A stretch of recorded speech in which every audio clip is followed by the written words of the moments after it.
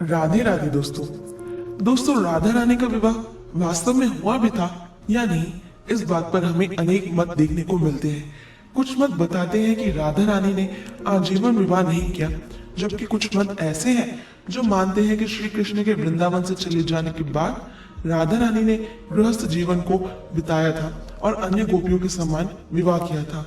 आज की इस वीडियो में हम आपको बताएंगे कि क्यों माना जाता है कि राधा का विवाह अयन से हुआ था और अयन से ही क्यों हुआ था, किसी और से क्यों नहीं। दोस्तों, राधा रानी के पति का नाम पुराणों में हमें अभिमन्यु देखने को मिलता है।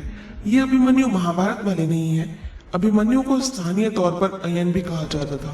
अयन और राधा की कहानी अधिकतम हमें उत्तर भारत के साहित्य के क्षेत्रों में देखने को मिलती है, क्योंकि श्रीमद् भागवत महापुराण में राधा जी का जिक्र ही नहीं है। कुछ साहित्यों में बताया जाता है कि वो जाति से यादव थे और महाकाली के बड़े भक्त थे, जिन्हें सांसारिक कार्यों में ज्यादा रुचि ना होकर माँ काली की भक्ति में अधिक रुचि थी।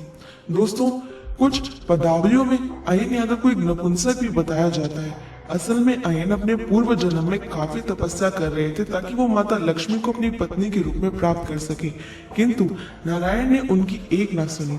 तब अयन ने अपनी तपस्या को और भी ज्यादा कठिन करना शुरू कर दिया। अनेक व्रत किए। उसने अपनी तपस्या में स्वयं को अग्नि कुंड के बीच में लाकर खड़ा कर दिया और ये सब देखकर नारायण को प्रकट होना ही पड़ा। किंतु नारायण ने उन्हें काफी समझाया कि लक्ष्मी जी उनकी पत्नी है, उनकी अनंत संगनी है, वो कैसे उन्हें ये वरदान दे दे कि वो अयन की पत्नी बने, ये संभव ही नहीं है। किंतु अयन जिद पर अड़े रहे। उसने कहा कि सारा संसार जानता है प्रभु कि आप अपने भक्तों की तपस्या का फल अवश्य देते हैं, आप मेरी इच्छा को ऐसे कैसे ठुकरा सकते हैं प्रभु। तब नारायण को भी अपना कर्म करना पड़ा और अयन को अपना कर्म करते हुए उसकी तपस्या का फल देना पड़ा। उसे वो वरदान देना पड़ा जो वो चाहता था।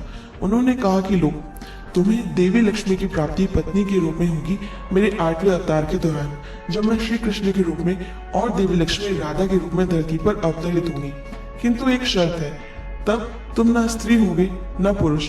इस वजह से राधा रानी व अयन का विवाह तो हुआ, किंतु उनके बीच में कभी पति पत्नी के संबंध नहीं रहे।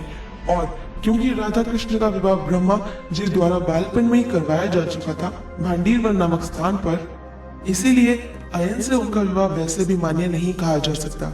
राधा रानी के लिए ये विवाह एक जन्म के कर्तव्य से बढ़कर कुछ भी नहीं रहा। उनका हृदय, उनकी आत्मा सदैव श्री कृष्ण को समर्पित रही। अयन को राधा जी का नाम का पति या मिथ्या पति कहा जा सकता है। इसके अलावा कुछ ऐसे क्षेत्रीय साहित्य भी हैं जो ये बताते हैं कि श्री कृष्ण के वृंदावन से चले जाने के बाद राधा रानी और अयन भी वृंदावन छोड़कर किसी और स्थान पर जाकर बस गई, जहाँ पर अयन ने राधा रानी के श्री कृष्ण के प्रति प्रेम को समझा और उसमें उन्होंने विघ्न उत्पन्न नहीं किया। राधा रानी सदैव श्री कृष्ण को समर्पित रही और इस प्रकार उन्होंने एक आम गृहस्थ जीवन व्यतीत किया। लेकिन आज भी यदि अधिकतम मतों की माने तो राधा रानी ने श्री कृष्ण के वृंदावन से चले जाने के बाद कभी भी विवाह ही नहीं किया। वो सदैव अविवाहित और किशोरी जी ही रही।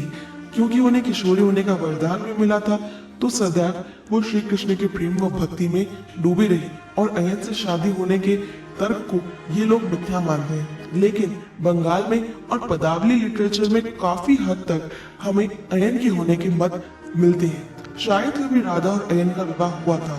वास्तव में राधा रानी के और हम सभी के एकमात्र पति तो श्री कृष्ण ही है और रहेंगे भी, क्योंकि पति का वास्तविक अर्थ होता है वो जो कि हमारे सर्वस्व की सदैव रक्षा करे, उसका मान करे, और श्री कृष्ण के अतिरिक्त और किसी में इतना सामर्थ्य हो ही नहीं सकता है।